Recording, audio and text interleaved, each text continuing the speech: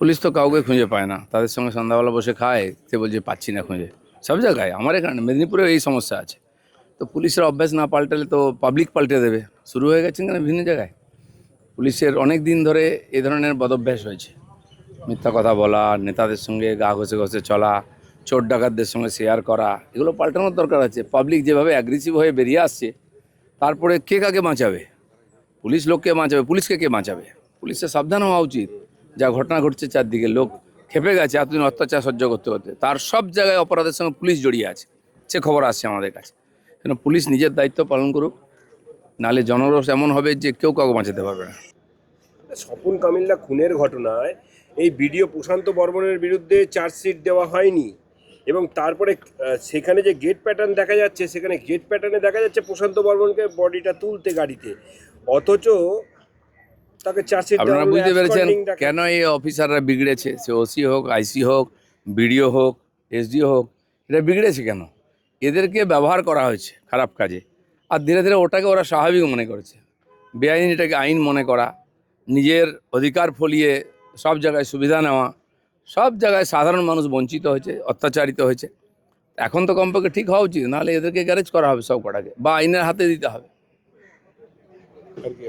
চলো, হয়ে গেছে। ভয়াবহ অবস্থায় রয়েছে লেকটাউনে মেসির মূর্তির নিচে থাকা ভিত ধীরে ধীরে ক্ষয়ে যাচ্ছে। টিএমসি সরকারের ভিত নড়ে গেল, তো মেসিও নড়ে গেল। আজ পর্যন্ত সেই মেসির ঘটনার পরে যুবভারতী স্টেডিয়ামে স্পোর্টস যারা প্র্যাকটিস করতেন তাদের জন্য বন্ধ হয়ে গেছে। বাপত্তি সম্পত্তি হয়ে গেছে এগুলো সব, যা ইচ্ছা লুটপাট করো খাও। এবং যে কটা লোক এসবের সঙ্গে যুক্ত আছে, সে প্রাক্তন মন্ত্রী হোক, কাউকে ছাড়া হবে না। যেভাবে মানুষের সঙ্গে দুর্ব্যবহার করা হয়েছে, ধোকা দেওয়া হয়েছে, টাকা পয়সা নয়ছয় হয়েছে, লুট চলেছে, পরিবারের লোকেদের নিয়ে এসে ছবি তোলা হয়েছে, এটা যেন ফ্যামিলি প্রোগ্রাম হয়ে গেছে, বার্থডে পার্টি। মেসির মতো একজন ইন্টারন্যাশনাল প্লেয়ার, তাকে যেভাবে অপমান করা হয়েছে, মিসইউজ করা হয়েছে, এটা আমাদের কাছে খুবই লজ্জার, দুঃখের। সেজন্য সবাই সাজা পাবে।